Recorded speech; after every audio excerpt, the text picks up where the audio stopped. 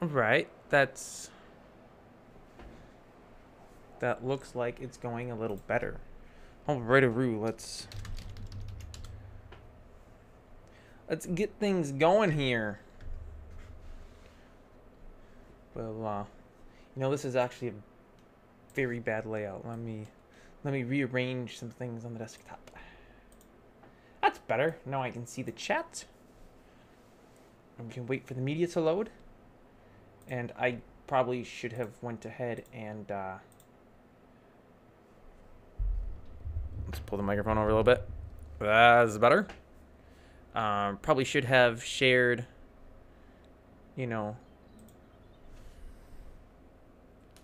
shared online on the different socials and stuff that we were starting a live stream here. So I'll probably do that right now. Just jump over to Twitter. I should grab my live stream URL as well if I knew where to find that. Nope, that's not the number I want. The internet can totally see you now. Yes, I realize that. How do I get the stream URL? Is it this? Nope. Nope, definitely not that. Okay, well, I don't know, so I'm just going to go ahead and say live streaming on my YouTube channel now. You should totally check it out. Boop. And then I'll just go ahead and retweet that with my account. All right. And now we're back. And it's nighttime, which is perfect. It's actually not, but whatever. Doesn't matter. For the 2 people watching, thanks for showing up on such short notice. I had meant to post that I was gonna be streaming later today, but I kind of forgot to do that. That was mainly because I had my family over and we were installing Windows. And no, I'm not talking about the operating system Windows. We were installing actual, real Windows on my house. And we did... I don't even remember how many we installed. 6? Let me count real quick.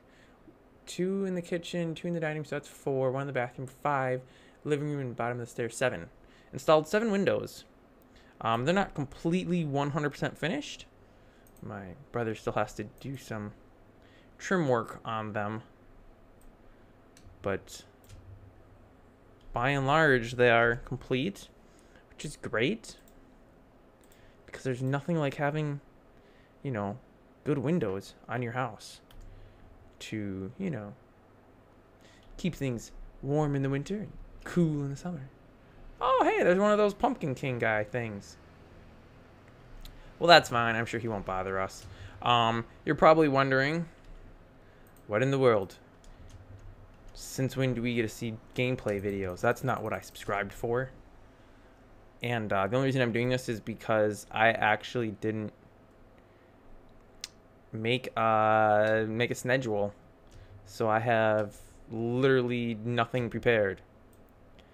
But I do have a few ideas floating around in my head that I wanted to talk about anyway. So I figured I might as well just do some gameplay videos because I need to get this stuff cleaned up here anyways. And now's a good time as any to do it. So if you're a subscriber, which I'm not sure how you would be watching a live stream and not subscribed. Like, if you're watching this and you're not subscribed, what are you doing with your life? Subscribe right now. There'll never be a better chance. Right this very second. There's not like any sort of, prize or anything you get for doing it. But you gotta feel good about knowing you subscribed. So you totally should if you're not. And with that little PSA, public service announcement, out of the way, we can get back to the topic at hand, which is What is the topic at hand? Oh, yeah. So I just recently finished the lesson on groups. And by just recently, I mean, whoops, 3 days ago? Has it been 3 days now? It was Wednesday, I believe, when I finished it.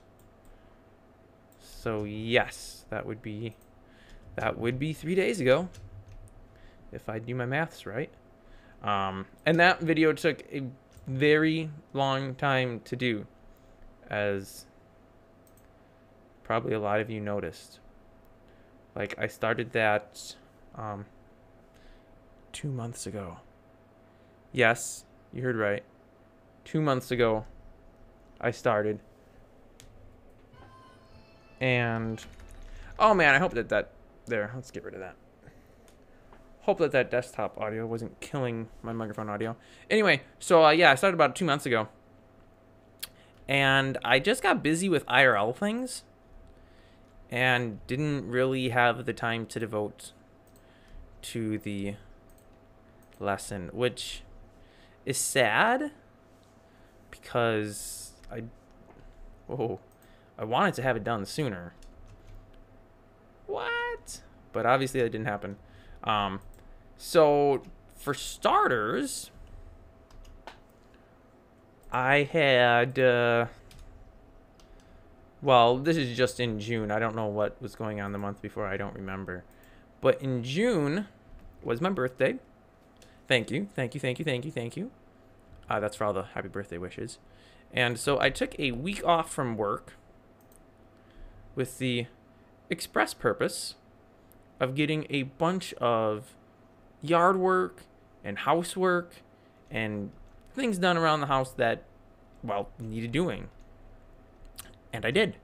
I got a lot of stuff done. Very pleased with how productive I was. Was not exactly a vacation-y type of week off of work because I was just working at home instead of working at work. But the nice thing about it was I was getting paid. I lost my torch. So yes, that's always nice to get paid to do work around your house. So yeah, I don't even remember what I all did. A bunch of landscaping, put in 300 feet of fencing, I think it was. Got a water softener put in. That was nice. Like, for those of you who live with water softeners and who have all your life, not having a water softener, I mean, I've never had a water softener, so it's the opposite for me. But you get the rust rings in your sinks and your toilets and the showers and just everywhere, and you're used to water just feeling a certain way. It was the weirdest thing. I installed my water softener. I forget what day it was on. And I think it was like 2 days later, because just the way it works, you kind of have like the hardness residual inside of the pipes. And some of that actually does come out in the water. So your water's not really as soft as it could be right away because it's pulling out some of that hardness from the pipes. But that really wasn't the big deal. I don't think it was anyways, because it's not super old piping to the specific place. But so I had installed it, and it was like the first time using the soft water. And I was brushing my teeth, you know, just minding my own business, taking care of my dental hygiene. And I go to, you know, rinse my mouth out and rinse my toothbrush off. And I'm using the cold water. And suddenly it's like, why is my water slimy? Something is very wrong here. Water should not feel slimy. So I do a quick Google search and discover that, oh, wait, soft water should feel slimy. It was a revelation. It was totally unexpected and totally new. And it wasn't totally rad. But I was like, oh, okay, I did not know this. Water is slimy when it's soft. Very interesting. So, basically, yeah, I now have slimy water. And that's how it's supposed to be. It took a little while to get used to. But it is nice. It's very nice. I got the second hose installed because I had to do some plumbing for the water softener anyway, so went ahead and ran some extra piping and put a second hose bib in on the opposite side of my house. So now I have 2 hose bibs. So that was like 1 day worth of work getting that done. Fencing was a couple days worth. Did some landscaping, putting in like a retaining wall and just moving a bunch of dirt. So there was a lot of stuff, and I was busy. So I literally, for almost a full week, pretty much, I mean, I obviously did stuff on my computer, but not a lot of stuff on my computer. I was away from my computer almost all day, and it was great. It was great. I got so much stuff done. It was marvelous. It was wonderful. It was joyous. Joyous might not be the right word, but be that as it may, that was a week of just pedal to the metal, get stuff done around the house, and yeah, and I did that, and so that was good. And then the week I came back to work, a different guy took a week of vacation, so I was coming in early to work every day because, well, we were short-staffed. We were short-staffed, so we needed people to come in early and do work. So I was coming in early for that week, and I was actually pulling like some 12-hour days. So I really didn't have any time to work on anything on the computer, Minetest related or otherwise. So I didn't do a lot. There. And then this past week, another guy was on vacation. So this is now 3 weeks in a row that somebody's been on vacation in my department at work. So I was going in about an hour early every day. I didn't do quite so much because of the 4th of July, so we had holiday pay, so we weren't getting any overtime. And so it was kind of like, well, if I'm not going to get overtime, I don't really feel like pulling 12-hour shifts because it's just straight pay. So I didn't do as much. But I was still going in a lot, so I didn't get too much done that week either. And that brings us to now, when, yeah, my excuse for not getting too much done is, well, there really aren't any anymore. So now I have to do stuff again. But I had some ideas, good or bad, I couldn't really tell you. But I thought I would throw them out, share them. I don't throw them out, makes it sound like I want to get rid of them. But I would just mention them, I suppose, would probably be the most appropriate word in this stream. And, you know, see what people think. See if anybody thinks it's a good idea, or if everybody thinks it's an absolutely horrendous and horrific idea and I should be ashamed of myself for even thinking such a thing. But here's the idea. I was thinking that instead of these live streams being, you know, boring and uninteresting and pointless, they're not really pointless, but that maybe we should spice things up a little bit, make them a little more interesting and engaging, and, you know, all that good stuff. So, of course, I have a brilliant idea as to how to do that. Whether it's actually brilliant or not, I'll let you be the judge, I suppose. But I was thinking that it would be cool to, like, have some guests on the show. And maybe make the show not so much about me talking about what I've done in the modding course, because I haven't been doing too much. So there's really not too much to talk about with that course. Though, worry not, it's not going anywhere. I haven't given up on it. I just have not quite done as much as maybe I would have liked to have been doing. So the idea is that I would, you know, get in touch with some peoples who they would be, I don't really know.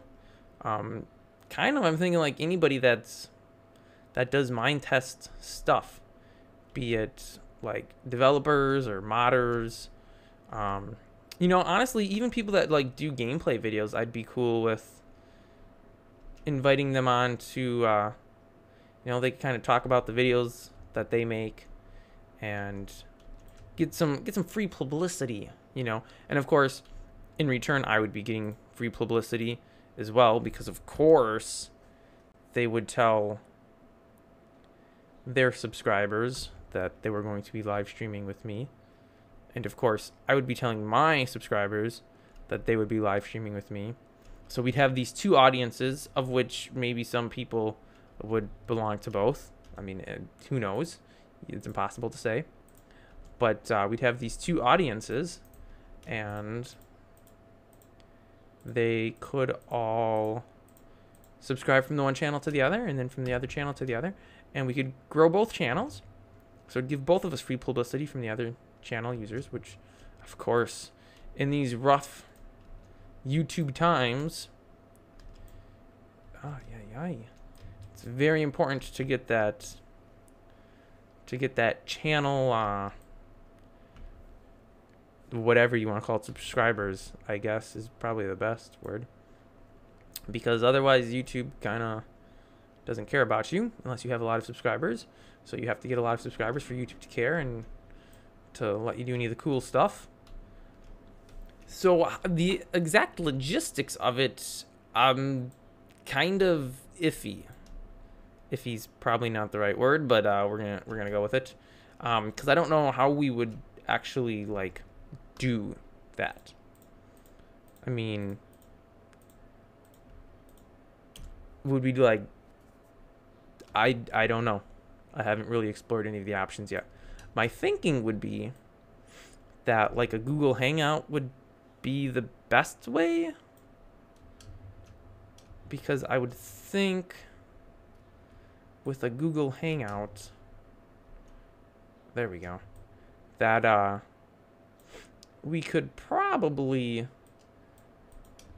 both you know, have split screen or something, and we're both just uploading the data to Google, instead of, you know, whoever's hosting it is uploading to Google, but they're also downloading from the second person. So I don't know exactly how that would work. That's something I haven't looked into, but I figured it wasn't exactly worth looking into if nobody was interested in being like a guest on the show. I suppose we'd probably have to get a better name, like something very cool, something more than Minetest live stream, which I think which I think would probably be kind of dumb. So it would need a better name rather than just discussing my test curriculum, because that's not what we would be doing. Oh, I was going to grab dirt. We would be discussing pretty much everything but that. I mean, I suppose we could mention it here and there, but it would be neat to get, you know, other people on the show, get their perspectives, their ideas, and just a lot of promoting one another to the YouTube audience, to kind of make Minetest more than just a niche game, like to help draw it out to a larger audience, so more people would know about it, and then in turn potentially, you know, we would attract more developers or modders, you know, all that good stuff that we all know Minetest so desperately needs. And it would kind of be like a win-win situation for everybody involved. So if that in any way, form... Wow, I dug fast. If that in any way, form, fashion, or manner tickles your fancy, your funny bone, if that tickles your funny bone, there's probably issues, and I probably don't actually want to stream with you. But if that's something you're interested in, hit me up whether you want to do it on YouTube or on Twitter, or I'm on the Discord, the unofficial Minetest Discord.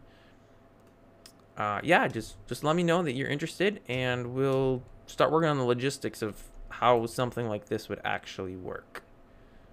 Because it would be neat. It would be neat to get some other people on here. So you wouldn't have to be bored just listening to me. You could be bored listening to a couple people. And then maybe it wouldn't be so boring, because it could be things like interviews. Like, say it's somebody that makes mods, you know. We could have like a little interview thing where it's like, well, you know, inspiration, or I don't know what you do in interviews. I don't interview people. But yeah, we could totally do something. Or honestly, why are these not dying? It could even be something like, you know, whoever the guest is interviews me. And just, you know, asks questions about whatever. I mean, Minetest related, obviously. But I don't know. I think it's a good idea. But obviously it only works if there's people interested in doing it. Because if nobody's interested in it, there's nobody to do the stream with, which, as you should hopefully realize, then the whole idea kind of goes kaput. So that's that point I wanted to mention. So that is now mentioned. Consider it mentioned. Or of course you could contact me on my website as well, nathансalopat.com, which should be linked in the stream and video description. And there's a contact me form there someplace. I think it's like about me and then contact me or something. It's there. You can't miss it. I mean, I guess if you tried, you could. But it's, oh, butterflies, they're so pretty. But it's there. You can't miss it. Use that if you want. Contact me. Let me know. Let me know. And we will get this thing rolling. Other than that, I don't really have too much to talk about or planned or honestly anything for this video. So it's kind of boring, which I knew from the get-go it would be. Sorry I didn't have time to write out a big, long, plan of topics to discuss. An itinerary. That's what it's called, right? Itinerary? Whatever it is. A list of things that you want to do and see and say. I didn't do that because, well, I was busy installing Windows. But you know what? It's really sweet having a bunch of windows that I can open now. I can get breezes through like every room in my house. It's the best thing ever. Because yes, before my windows, a lot of them I couldn't actually open because I didn't have screens in them. Because it's totally my fault, because I accidentally threw the window screens out because I didn't realize I needed them, because I thought that I had the window screens in the windows, and it was winter time and it was cold out, so I didn't have the windows open where I would have realized that I didn't have the window screens in them. So I was like, oh, these must all be extra window screens that I just have from the previous owner when they had the house for some reason. I don't know. So I just checked them all out. And then it got warm and I wanted to open my windows and found, oh, I don't have screens for almost any of my windows. Well, that's just great. Except now I have new windows, so I do have screens for them, and I love it. But that's not about Minetest, so I shouldn't be discussing that here. I suppose we could discuss the next lesson that I'm going to be starting on soon, as in Monday or Tuesday. Hopefully I'll be getting the script written out and the audio recorded. So the next lesson on the list is you know, I don't even know what it is. I want to say textures. I believe, and then node boxes. So the idea is, and hopefully this will be an easy one to produce. Of course, I thought that the groups would be easy to produce because there's really nothing too special about groups. And it still took me forever to do that video. So fingers crossed that this one goes as planned and as quickly as planned. But the idea is to do just the basics of textures. I guess I'll have to cover the texture overlays in the video, which I didn't think of till just now, so maybe it will take a little longer than anticipated. Probably not too much. Oh, just a bear. But we'll just be going over how to do your nodes.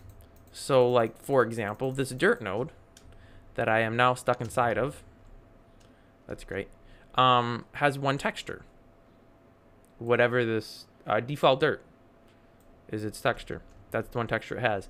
Now this one with grass here, grass with leaves, has two textures. Well, technically it has three textures, because the underside is just dirt. The sides are dirt with this little overlay on it. And then the tops are, well, they're not this, but we'll just use this as an example. The tops are this other texture.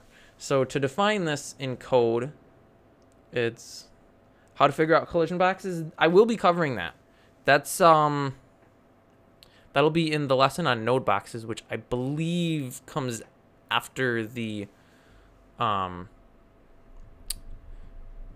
textures one that I'm starting on next. They're difficult. I'll put it at that for now. I will have a video on it.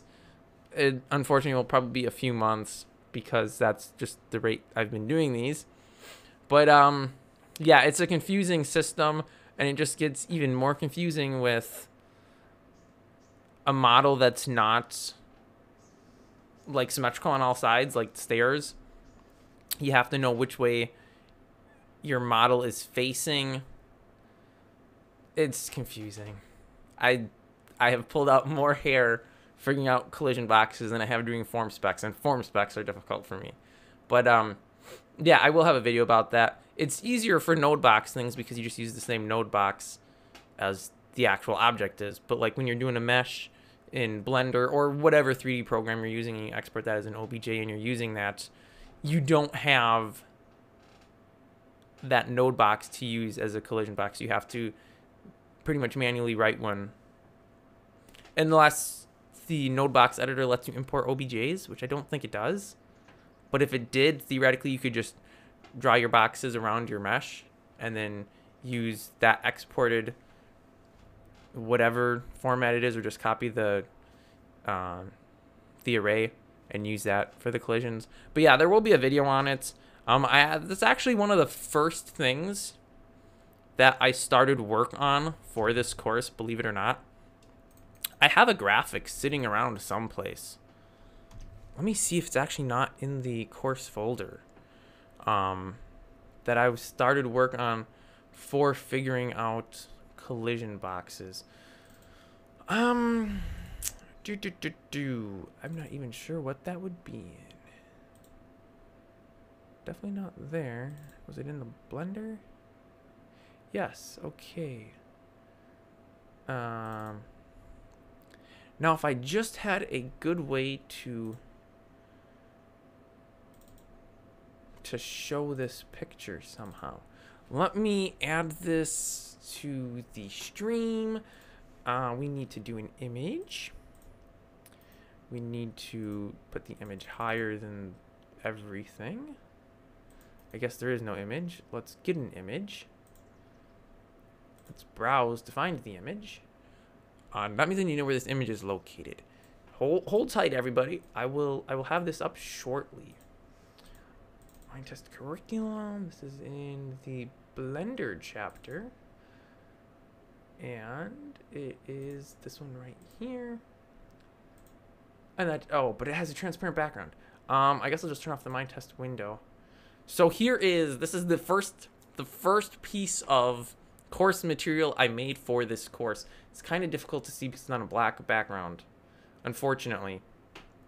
But this is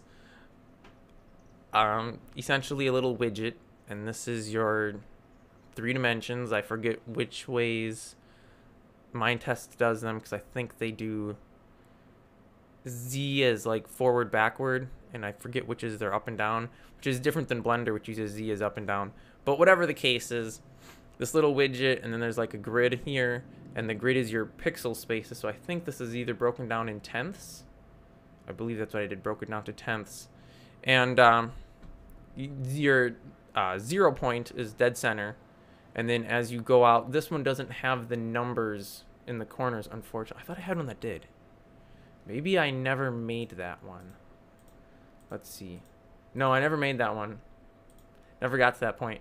But then, like, this corner, I think, would be, like, -5, +5. And this one would be +5, +5. And this would be -5, +5. And this would be -5, -5. I believe. I don't know. But that's basically how it works. Your 0 is the center. And then your corners here are +5s on the one side and -5s on the other. And then probably +5s to the top and -5s to the bottom. And you pretty much just have to envision your mesh inside of this box and like do cutaways through it to figure out which boxes fit in it. It sounds really complicated. It's not as complicated as it sounds, but it is kind of complicated. But there will be a whole lesson just on figuring that out. And like I said, I gotta grab. Oh, actually, you know what? It might be. Let me just look real quick. I got a couple other files in here. Oh, right here it is. Now I just need to export this real quick. And I'll actually go ahead and upload this on my website afterwards. And I will, I'll link to it in the description. Now I just need to change this image. Let's turn off this again. I think I can just do this. And pick this one. Ta-da! There we go. So, yeah, you have the origin at 0, 0, 0 in the center. The arrow points away from you when it's placed.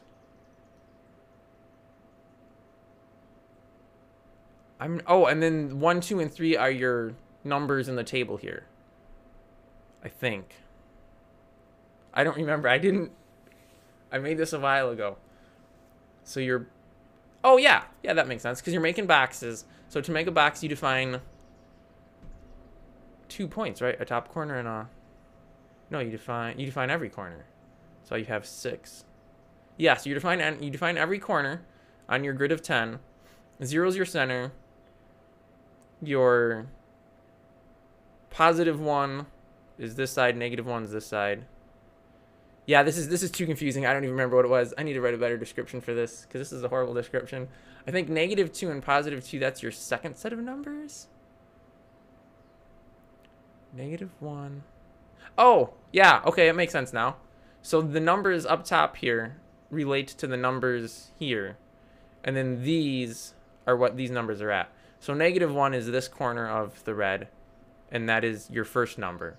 So if you had a block that was, say, half a node wide, and it started at the center, your first number would be 0, because we'd be putting the -1 here to our origin, which is 0.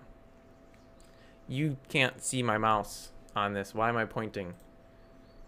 Well, that's sad. I want to see the mouse, but I can't.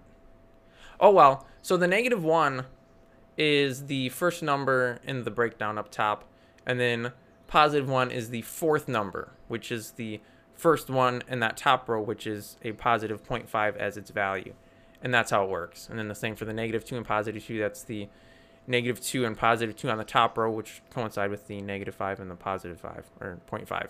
So you just kind of slide those values around to make those boxes. The video where I actually describe how to do this will be, how should we say, quite a bit more refined than this, because I'll actually like write a script and have some animation going or stuff so you can see where the points are, and I'll have some examples of different ones and everything. But yeah, this potentially could be helpful. So like I said, I'll put this picture on my website someplace, and I'll link it in the description so you can reference it. But yes, it'll definitely be much better quality than what I just described, because that was pretty much horrible. But it was short notice, so I didn't have a lot of time to prepare. But I did have that graphic. It was still floating around. I don't remember why that was the first thing I did. For some reason, that was the first thing. I was like, you know, this is really annoying. I can't figure this out. I'm sure other people have the same problem. I should do something about it. And that's where the idea of the modding curriculum was born. A little history lesson. I think that's where the idea came from. I mean, it sounds good, so I'll just stick with that as where the idea was birthed from. Whether or not that's actually true or not, I can't tell you. But it sounds good. It sounds believable. Well, I'm glad that helps, because I feel like I did a horrible job explaining it. But yeah, it's a confusing system. I wish there was an easier way to do it. And I mean, technically, you can, because an OBJ is just an array of indexes, indices, however, whatever the plural of index is, because I don't think it's indexes.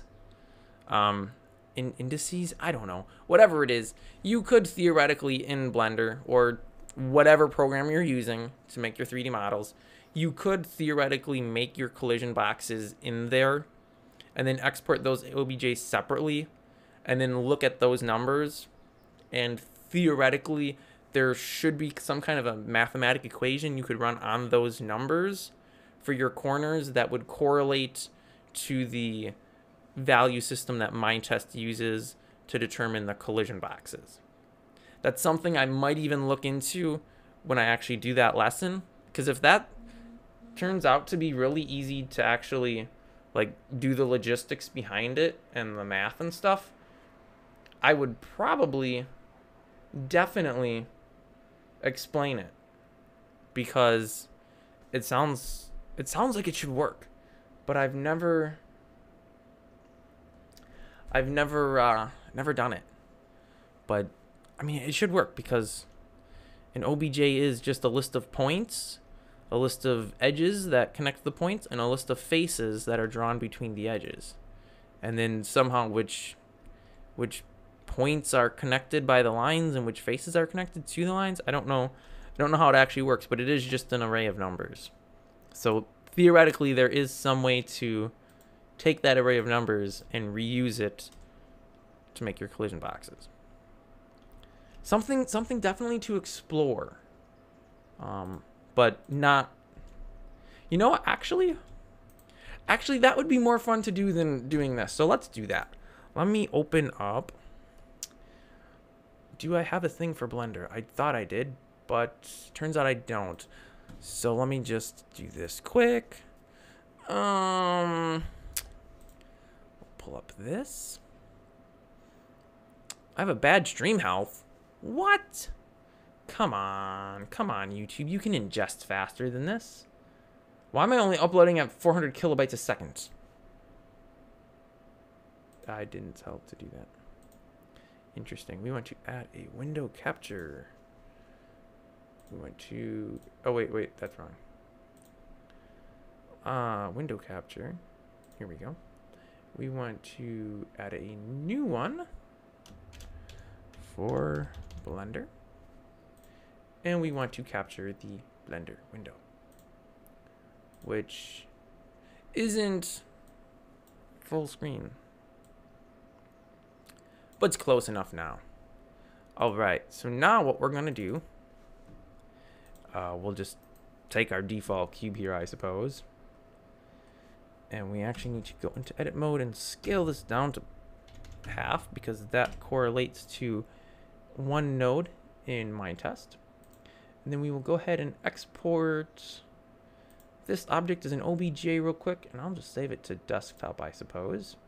And I'll just call it untitled, and we'll do selection only, and that should be fine for now, and we'll export. And then we'll go ahead and open up Atom, which should hopefully work for us. And we'll just jump over to here and wait for Atom to load. Here we go. And we will open up that OBJ, assuming it lets me natively open them. Which I've never tried, but I think it should. And here we go. So we see, if my face isn't in the way, that we have a list of two quite high, what's the word I'm looking for here? Quite high tolerances of our corners. So we have one vertex, that's what the V stands for, at 0.5, and then on the first coordinate, and then the other two coordinates are at negative 0.5, and you see that runs through 5s and negative 5s because that's the full corners. I have no idea what VN stands for. I have no idea. Is that edges? Because then I would think that FS stands for faces. 1, 2, 3, 4, 5, 6 faces. There are 6 faces to that. So somehow it's connecting something. I don't know. All we're really concerned about is this set of values right here. So let's go ahead and modify. Let me jump back. We're just doing some jumping around here. Let's go ahead and modify this. And let's pull the face down, which I guess I need to be in the side view and orthographic. We'll pull it down 2 spaces. So that should be at 0.3. And if we grab the bottom and put that up, that should put that one to negative 0.4. We will go ahead and re-export this. And I'm going to see if I can do this at a lower quality tolerance, because I don't need at that high. Nope, turns out we don't have an option to do that. So we're just going to go ahead and re-export. I don't know if this is going to auto-reload. Automatically reloaded. Let's change back to the Atom window so you can see that it reloaded already. So we have a negative 0.4 here, which is our bottom of the node. And we have some 0.3s here, which are the top. So now theoretically, how would we do this? The easiest way to do this, we're going to go ahead and add a quite large monkey head. And we will go ahead into edit mode. And I'm just going to scale this down. That's not even small enough. Let's scale it down to 0.3. Okay, I thought I could do that. Scale 0.3. There we go. It's still a little large, but for all intents and purposes, it's good enough. So then we could, let's put to wire view here. We could theoretically, and maybe this is probably really not a good example, but we're going to go with it. We're going to do 4 collision boxes for it. So we have 1 collision box for the chin, which, whatever, it's not super accurate. This isn't real. This is just to demo how it would work theoretically. And then we grab the sides in. All right, so that's the chin, 1 object. Then we have the bulk of the head as another object. And the beautiful thing about collision boxes is they don't have to join anywhere. They can have space between them. As long as you're fine with it, Minetest doesn't care. The player will collide with it. That's such a small space, they couldn't collide with that space anyway. And then, actually, I'm going to go ahead and make 1 more, and we'll just make 1 collision box for this ear. The other ear doesn't need it. I mean, obviously, if this was real, you would want to do a collision box for both ears. But because it's not real, we're not going to. All right, so yeah, we'll say that's good. Let's go back to solid mode. All right, so the ear's covered. Like, there's a little bit of an angry face showing now, but that's fine. So then we take these 3. I have no idea how this is going to work, but we're going to try it. We'll export as an OBJ. Selection only. It's rewritten. Oh, I'm sorry. I never showed the Minetest window. So this is what we have. I just made these 3 boxes. Nothing too fancy. One for going around the chin area, one around the ear here, and then one that kind of covers the whole head area. So your collision boxes look like this. And then going back to the text here. Oh, this actually works even better. All right, so we don't care about any of this information. That's all garbage information. That's junk to us. And we don't care. Wait a minute. This didn't work. Let me... I only got 2 boxes there. Let's... What did I miss? Ear collision box, head collision box, chin collision box. And actually, we could even go a step further and make... Let me put it back to the Minetest window. Or the Minetest, yeah, the Blender window. We can make this even easier. We're going to give these names. So we have the ear, we have the head, and the chin. Because these object names get used when we export. All 3 are selected. We are going to export as a wavefront OBJ selection only. We'll just rename or re-overwrite the old one. That didn't load, so we're going to say don't save and reopen. And I know you can't see what I'm doing because I haven't switched over to the correct window yet. Open. I did not want to open a folder. I want to open a file. Open file. That's what I said. All right. All right. So let's take a look here now. So we have a bunch of useless data again, which we will just get rid of, because again, it's useless.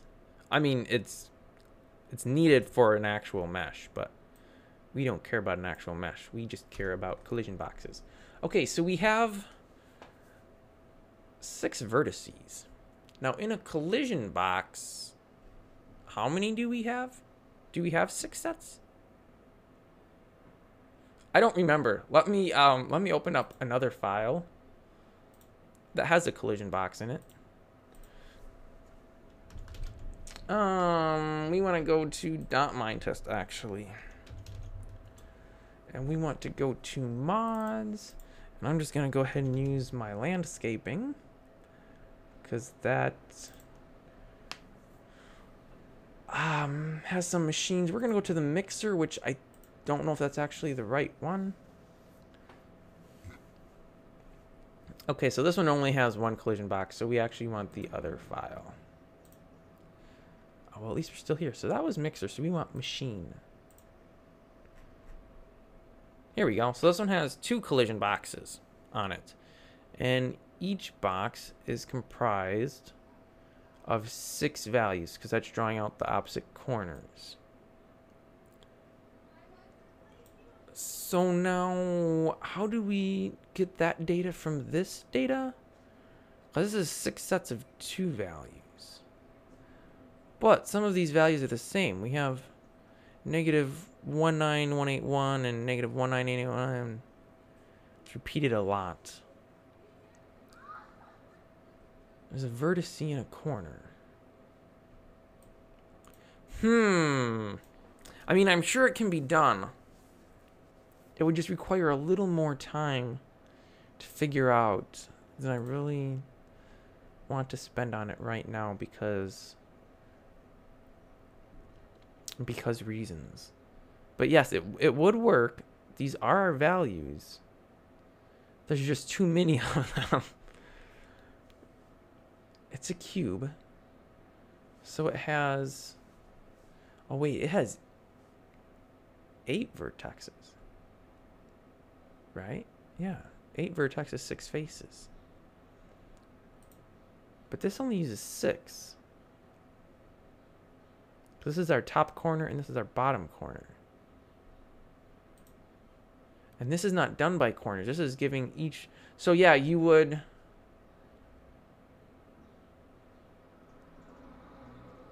Would you just ignore some values? How would you know which values to ignore? Oh, wait a minute. There's 1, 2, 3, 4, 5, 6, 7, 8. There's 8 here. And we only need 6. So what if the 0.42s... Wait, yeah, that's how this works. I cracked the code. I cracked the code to the... I cracked it. I don't even need to do that. So the 0.42 and 0.42, that's repeated 4 times here, and 0.25 and 0.25 is repeated 4 times. So in our first row here, we have 0.42 and 0.25 as our only 2 independent values. In the middle row here, we have negative 65627 4 times and 0.1234373 4 times. So we use each of those numbers once. And then we have negative 198,181 and negative 0.68181. You would probably want to round these numbers down some because that's very high accuracy, which you probably don't need for a collision box. But those are your 6 values. Then the trick is just figuring out where those values need to be placed into this. Like, this is your bounds of one box, is these 6. But you need to know which bound is which corner. I'm not sure how you figure that out. I'm sure with a bit more time, though, it could be cracked. Your first value here, well, actually, the thing to do is look not at that. Look at this, but look at this. Okay, in Blender, my up is Z. Oh, I can't zoom in on the little thing in the corner. Up is Z. Back and forth here is Y, and side to side is X. But when we export this, we actually do Z in a different direction. Negative Z points forward, and our up is Y, which I believe is what Minetest expects. I have another graphic. Yeah, we do negative Z forward and Y up. And if you do that, the item will be standing upright. I don't know if it'll point the correct direction. I think it will, but it'll be standing upright. So, if that's the case, I don't know what that means. Somehow, these 3... Oh, actually, we can figure... We'd have to do some matrix maths. But it could be figured out, and I'll try to do it, but probably not now because I don't feel like trying to wrap my head around this. But these 3 are X, Y, and Z values. It's just a matter of figuring out which is which. Like the 0.42, I think should be the top. I don't know how we have a 0.065. Like it should be set at 0 unless I... Oh no, because these are the ears. Never mind. So this is totally different. So I don't even know what these are. I would have to have an easier example like that first cube we had to be able to map them. Because with that first cube, can I undo this to the point where that exists? No, I can't.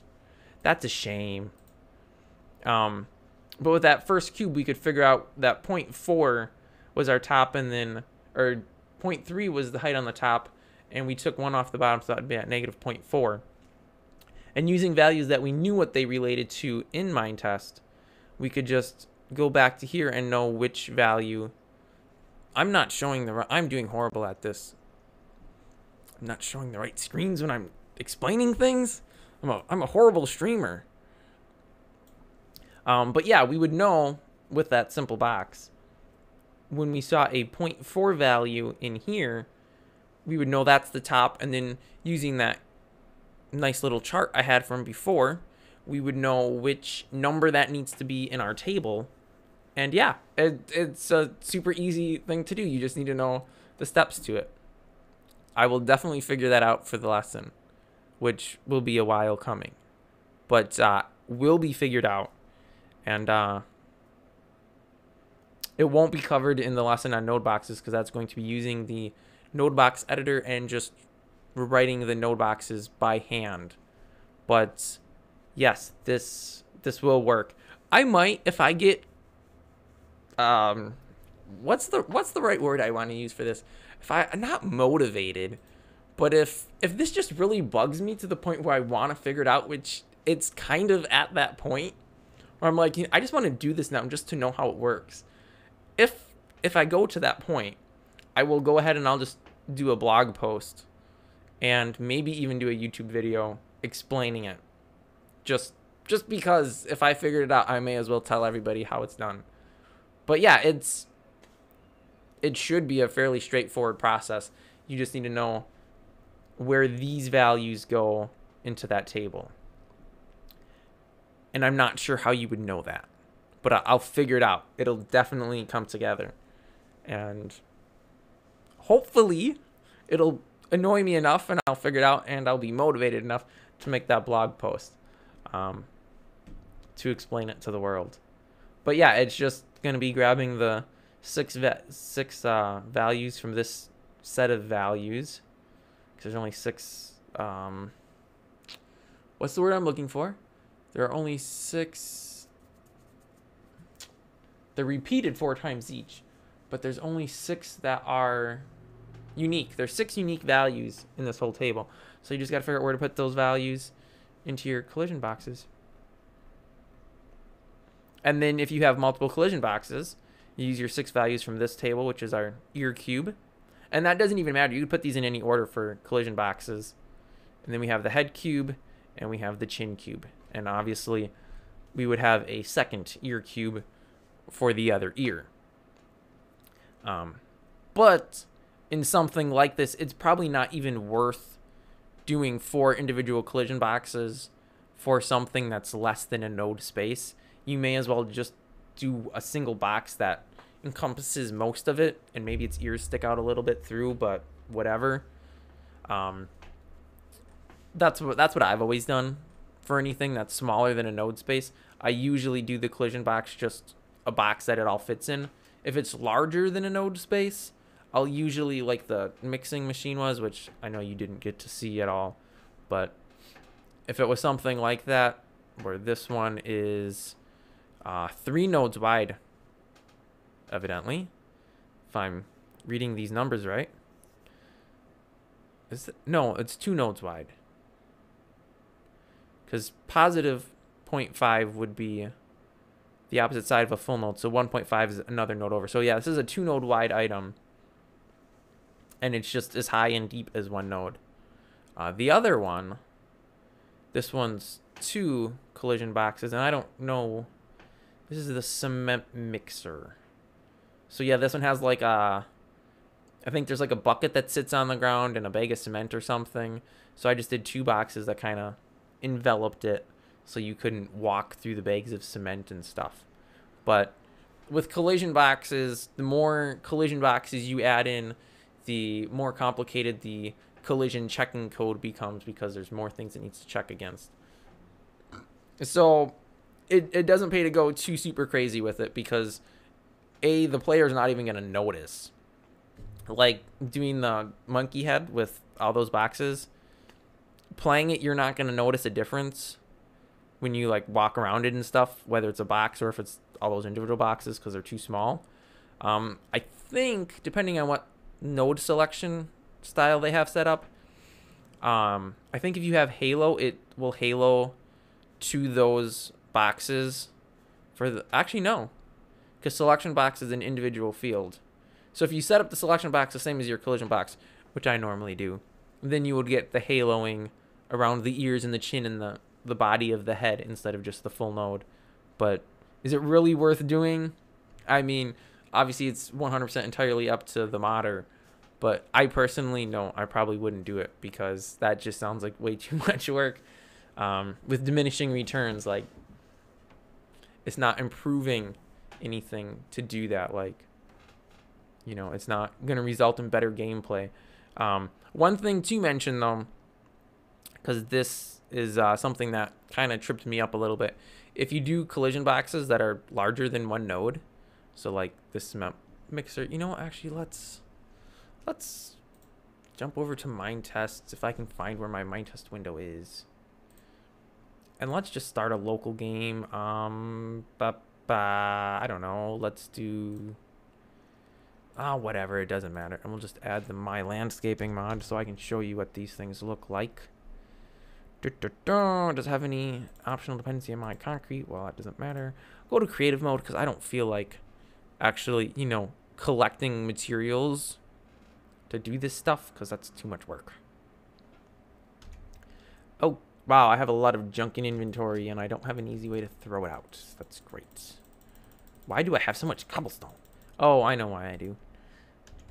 Because I was using the tunneling tool. All right, so we have that and we have this. So this one I believe is the one that has 2 collision boxes. Yes. So we have like the main body of the machine and then it's a little pile of gravel here. Which honestly is probably not even worth having, but I did it. And then we have the big machine. Did not want to chuck that on the ground. I wanted to place it. We have the big machine that's 2 nodes tall. It's actually a little bit taller, but that's fine. And I actually think it's a little narrower than 2 full nodes. Nope, it's 2 full nodes wide. Okay, so like on this, if we want to place some gravel, oh, I suppose you have to shift collect to place it. That places as expected. That's not what I wanted to show.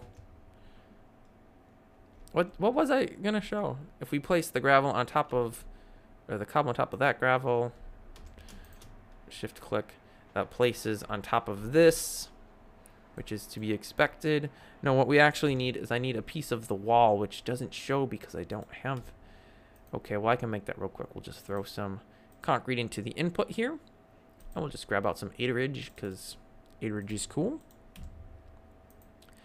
Oh, helps if I'm selecting the 8-ridge.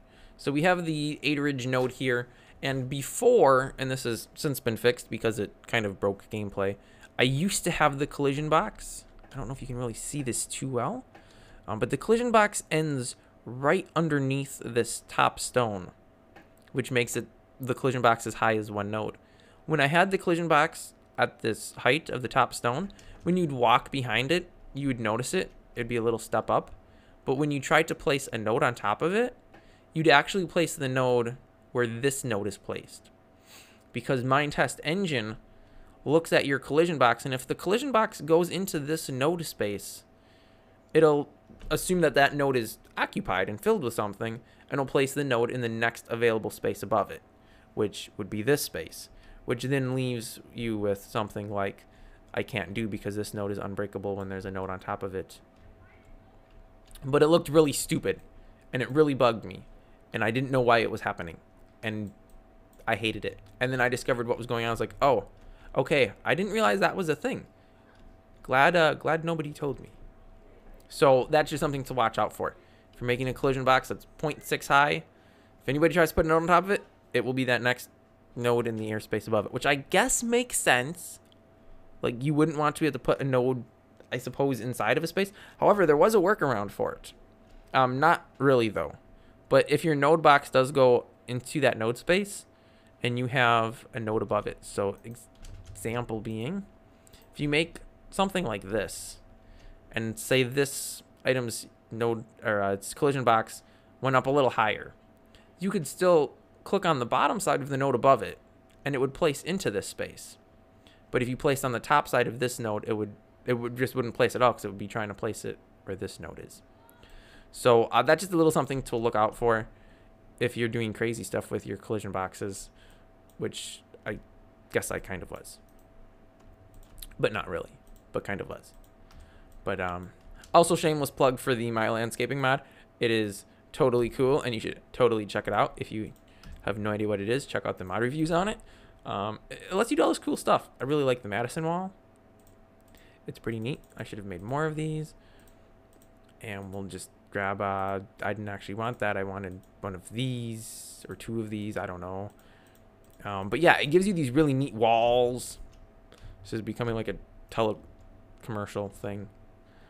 So we have a wall, and then we have an inside wall, and then actually we need an outside wall right away. And then we need an inside wall again, and now we need a straight wall, then we need that, and then we need an outside wall. Wow, this would be super expensive to do in real life because there's no straight runs involved. Wow, this is... Whoever the guy was that got this bid, man. Oh, I forgot I was in creative mode. I didn't even have to create multiples of these because I'm not losing as I use them. But yeah, you can do things like this. Make these really neat walls. And they get even neater when you double them up. So you put another one on top and it actually changes what the lower wall is. So like it has a little top cap here that goes away. These ones pull forward a little bit so it all slants back. I'm telling you. Unfortunately, or maybe not unfortunately, there is no like low resolution pixel texture pack version variant available. There's only this.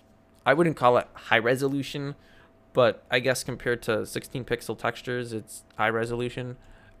That's your only variant. But you know what? You can make your own if you want. It's actually not even super difficult because all the blocks just use one block texture, and it just mapped differently to them to make them slightly different.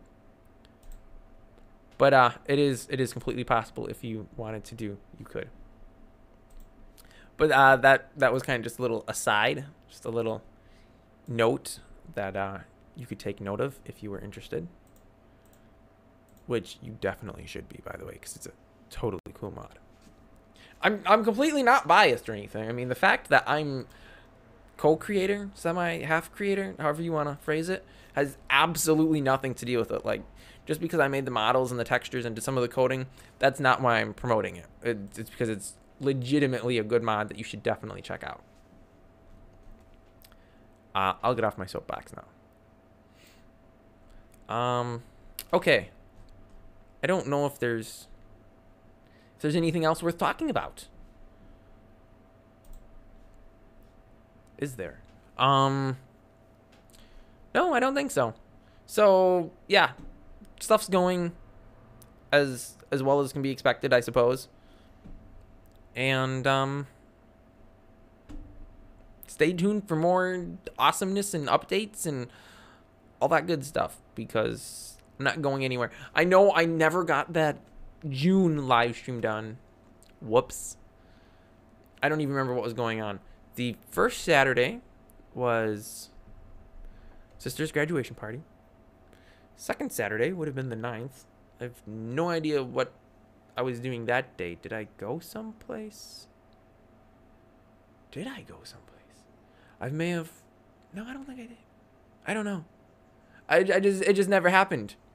And then by the time it did happen, it was July. I was like, whoops, well, we missed the June live stream, but I really didn't have anything to talk about anyways because I hadn't finished the lesson on groups. But now I have. And it's live on my website and on YouTube. And on, let's see, the lessons on YouTube, it's on Vimeo, it's on DTube, it's on BitChute, it's on PewTube. So that's 5 different video sharing sites. Is that it? I think that's it. I'm slightly, a teeny tiny, itsy bitsy, teeny weeny bit toying with the idea of setting up a PeerTube instance, which, depending on how much you guys follow other open source projects such as Blender, and I feel like there was somebody else, MIT, not MIT, was it MIT? I don't know because I don't follow them, but I heard about it when I heard about the Blender stuff. Blender recently, YouTube just like shut their whole channel down. They didn't shut it down. They like restricted everything entirely where nobody could watch any of the Blender content at all. And they did a horrible job of handling it. And I don't even know if it's really completely resolved now with a good resolution. But so when it happened, because, you know, Blender actually has like paid developers and people who actually know what they're doing and they have their own servers and stuff, they set up a PeerTube instance, which it's similar to YouTube. They host all the videos on their own servers, which YouTube hosts all the videos on YouTube's servers, and you pretty much just go there and you watch the videos, and it uses WebTorrent somehow. I don't know how the back end stuff works, but basically the concept is, say one person's watching the video, they just stream it from the server. Okay. 2 people are watching the video. Well, they're both downloading from the server, but they can also share the data back and forth between the two people. So say one guy started watching it 5 minutes before the other person. Well, that 5 minutes he's already watched are still cached on his computer in like a temporary file someplace. So that 5 minutes he's watched, he can send to this other guy who's watching it, and that other guy can also be downloading it from the server. So it's essentially halving the load on the server because the guy watching the video is uploading some to the second guy too. So the concept is you can have, I don't know if I'd want to say a low powered server or a low bandwidth server, but you don't need like the insane massive amount of bandwidth that YouTube uses, because say you get a super popular video and you have, I don't know, a few hundred people watching it at any given time. You might not even have a load coming off of your server because you have people who are watching that video, and the guy who's watched, you know, 3/4 of the video, he has 3/4 of that video cached on his computer that he can be uploading to other users. So it works pretty much exactly like when you download a torrent. You know, you download it, and the first guy who downloads it, yeah, he downloads it from whoever created the torrent. But now there's two people that have that torrent. Third guy comes along, downloads it. He technically downloads half from each. It doesn't actually work that way because of transfer speeds and like all sorts of real technical stuff. But that's the idea. So if you had a video that went viral, it wouldn't cripple the server that's hosting their PeerTube instance. So I'm kind of toying with the idea, but I don't know if I can set that up on my server. I don't know how it works. I don't know if I could set it up on like my file server at home and just have that like what's actually doing all the uploading. So I'd be uploading through my residential internet, which it's okay, but it's not like super blazing data center fast speeds. So I don't know. It's something I would have to look into, and I don't really have the time to do that right now. Just like updating my website. Yeah, I've wanted to do that for like 2 years, but I don't have the time. So I just make small fixes here and there and tweaks. But eventually, you know, once like the whole modding course is done, I'll do a major overhaul and upgrade, and what a life. What a life. What a thankless life. All because YouTube won't give me money. But I should probably stop moaning about my hard life. Anyway, I think that's going to wrap this up. I don't think I have anything else to talk about that's worth talking about, or that would be interesting to anybody who's interested in the Minetest sphere of things. So yeah, thanks for hanging out for a bit, guys. Again, if you are interested in, I don't want to say co-hosting because it'd only be for a single episode, but like doing a little collaboration thing, get in touch with me, let me know. We'll try to work something out. Usually, if you haven't noticed by now, I try to do my live streams the first Saturday of the month, and the time kind of fluctuates a lot depending on what I've got going on. So, but that could always be cemented. You know, if I was going to do a collab with somebody, we would set a time and I would make sure I was available that time. But we could also do, you know, it doesn't have to be the first Saturday of the month. I'm pretty open. My Saturdays and Sundays, I can usually, you know, make time to do that. And I mean, technically we could even just like do it and record it and then just upload it on that first Saturday and not actually be live. I mean, we'd miss out on the chat portion of a live stream, but it doesn't really get used super much.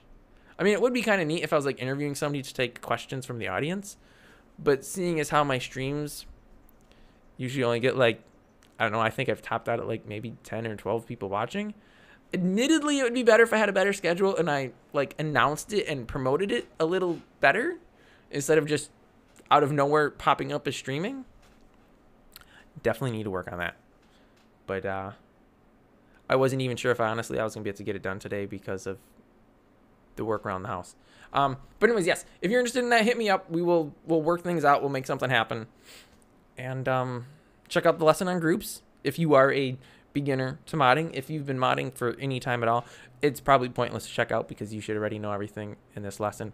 There will be lessons in the future that get more in depth with groups and how to use them for more than just digging and craft recipes. But that's pretty much all this lesson covered because I didn't want to inundate the new users with so many groups and the Minetest check if item in group, or I don't remember what it's called, but something like that, to see if an item's in the group, to use it in like an API or a form spec slot or whatever. So it's pretty basic. This whole first chapter, honestly, is going to be pretty basic. Once we get to chapter 3, that's where, if you've been doing modding already, some of the stuff I cover might be of interest to you, because it might be stuff that you're not super familiar with or comfortable with doing, because you haven't done it that much. But yeah, chapter 2 is still for the beginners. Lesson 3 will kind of move from that a little bit. And with that, let's wrap this up. I honestly don't even know if the stream quality is any good, because... Oh, you know what? Maybe if I didn't have the stream window showing in YouTube at 144p, it might not look so horrible. Hopefully it's at least a decent quality where you can make out what's happening and not a big fuzzy mess like I'm seeing here. I think I did that so I could see the chat and not be wasting a lot of bandwidth downloading from YouTube what I'm already uploading to YouTube. I mean, it does tell me they have bad video settings, but OBS, the software I'm using to stream, says I've only dropped 0.1 frames and I have green health, so I don't know. Oh, okay, good. Excellent. Glad to hear. I was afraid that my stream was looking like garbage. So good to know that people could actually make out what was happening, and when they watch the archived version after the stream, that it's not going to look like junk. That is good to know. Very good to know. Okay, well, we're going to wrap it up. Thanks for joining me, everybody. And hopefully the first Saturday of August. Wow. Yeah, first Saturday of August, we will have another live stream. And I have no idea what we'll be discussing. Maybe there'll be somebody joining me. Maybe not. Time will tell. Hopefully it'll be promoted a little bit better, like ahead of time, so you'll know when to be available to watch and participate in the stream, instead of just if you happen to be online and on YouTube and you got your little pop notification like, oh, cool, I'm gonna watch. So yeah, hopefully I'll improve on that end. But yeah, thanks for watching, and I will see you guys next month. Now I just need to find the stop button. Where is OBS? Here we go.